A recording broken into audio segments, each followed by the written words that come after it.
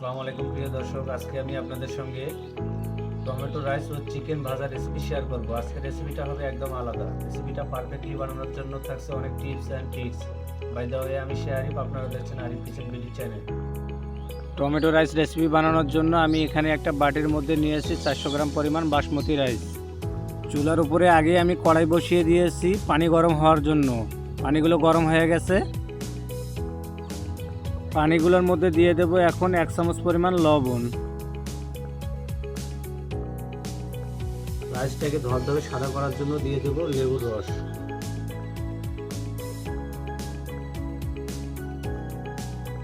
এখন আমি ফাইনালি বাসমতি রাইসগুলো গরম পানির মধ্যে দিয়ে দেবো। এখানে 80% মতো রাইসগুলোকে কুক করে নেব।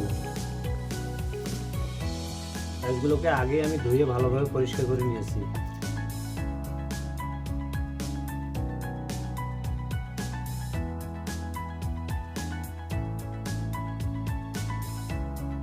রাইসগুলোকে সিদ্ধ হওয়ার জন্য এখন আমি ঢাকনা দিয়ে ঢেকে দেবো। রাইসগুলোকে 15 মিনিট প্রায় হাই হিটে জাল করে নিয়েছি। রাইসগুলো থেকে পানি শুকিয়ে গেছে। রাইসগুলোর 80% মতো কুক হয়ে গেছে। এখন আমি রাইসগুলোকে একটা পাত্রের মধ্যে ট্রান্সফার করে নেব। চিকেন ভাজা রেসিপি বানানোর জন্য আমি এখানে একটা বাটির মধ্যে নিয়েছি প্রায় 800 গ্রামের মতো চিকেন। এগুলো হাড় সহ নিয়েছি। এগুলোকে এখন আমি ম্যারিনেট করে নেব। এখানে দিয়ে দেবো 1 চামচ পরিমাণ লবণ, 1 চামচ পরিমাণ দিয়ে দেবো হলুদ গুঁড়া। চিকেনের এক্সট্রা গন্ধটা দূর করার জন্য দিয়ে দেবো লেবুর রস। এগুলোকে এখন আমি হাত দিয়ে ভালোভাবে মেখে নেব।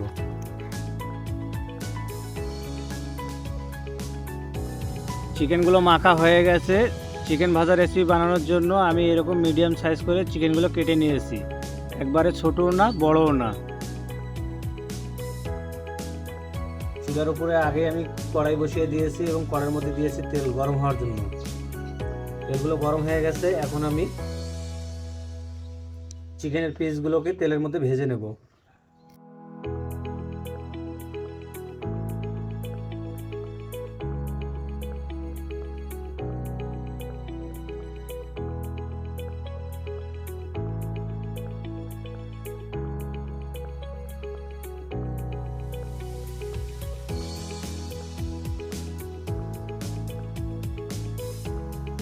চিকেন ভাজা রেসিপি বানানোর সময় মনে রাখবেন, এখানে একেবারে চিকেনগুলোকে 60% মতো কুক করে নিতে হবে। চিকেনগুলোকে তেলের মধ্যে 60% মতো কুক করে নেওয়া হয়ে গেছে। এখন আমি চিকেনগুলোকে একটা পাত্রের মধ্যে তুলে নেব।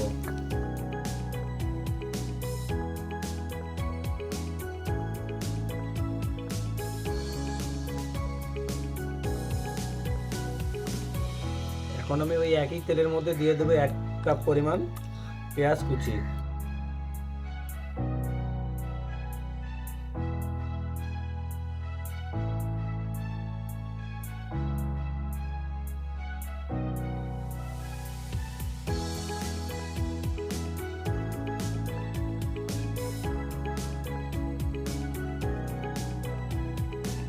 এখন আমি এখানে অ্যাড করে দেবো 1.5 চামচ পরিমাণ রসুন বাটা, 1.5 চামচ পরিমাণ দিয়ে দেবো আদা বাটা।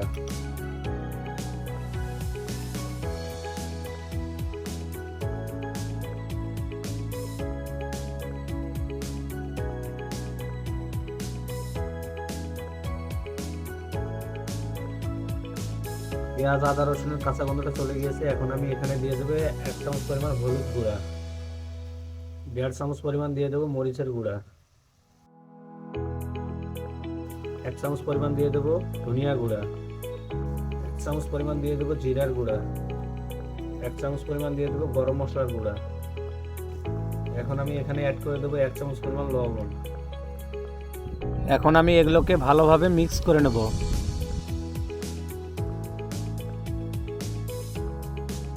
মশলাগুলো কষানো হয়ে গেছে। মশলাগুলো থেকে তেল ছাড়া শুরু হয়ে গেছে। এখন আমি ভেজে রাখা চিকেনগুলো মশলার মিশ্রণের মধ্যে দিয়ে দেব।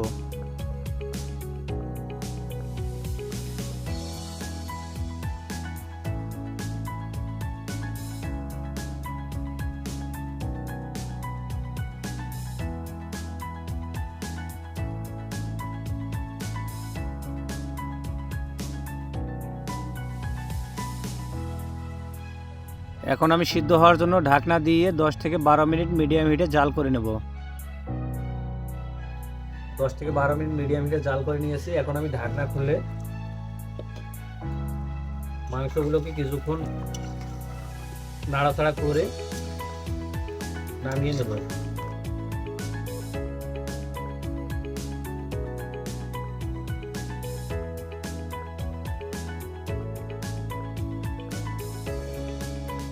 এখন আমি টমেটো রাইসটা কড়াইয়ের মধ্যে রেডি করে নেব। চুলার উপরে আগে কড়াই বসিয়ে দিয়েছি এবং কড়াইয়ের মধ্যে দিয়েছি সামান্য পরিমাণ তেল। তেলগুলোর মধ্যে দিয়ে দেবো কিছু আস্ত গরম মশলা। এখানে নিয়েছি 2 পিস সাদা এলাচ, সামান্য পরিমাণ নিয়েছি জিরা, কয়েকটা নিয়েছি গোলমরিচ, 5 থেকে 6টা নিয়েছি লং, 2 পিস নিয়েছি তেজপাতা। এগুলো এখন তেলের মধ্যে দিয়ে দেব।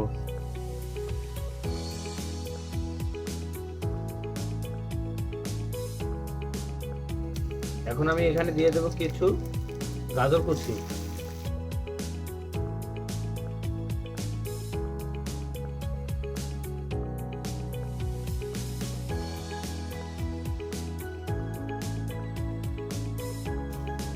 টমেটো রাইসের মেইন উপকরণ হচ্ছে টমেটোর পেস্ট। আমি এখানে 2টা বড় সাইজের টমেটো ব্লেন্ডারের মধ্যে ব্লেন্ড করে নিয়েছি। এগুলো এখন আমি কড়াইয়ের মধ্যে দিয়ে দেবো।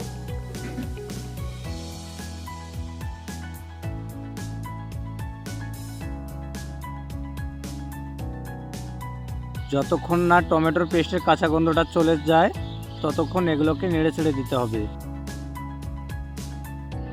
টমেটোর টক ফ্লেভারটা যদি বেশি বোঝা না যায় সেজন্য এখানে অ্যাড করে দেবো 1 চামচ পরিমাণ চিনি, সামান্য পরিমাণ দিয়ে দেব লবণ।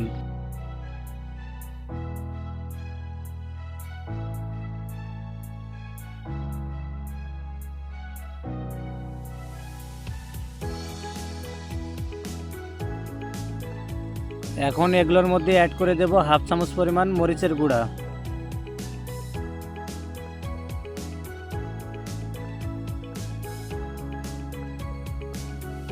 এখন কড়াইয়ের মধ্যে দিয়ে দেব 80% মতো কুক করে নেওয়া রাইসগুলো।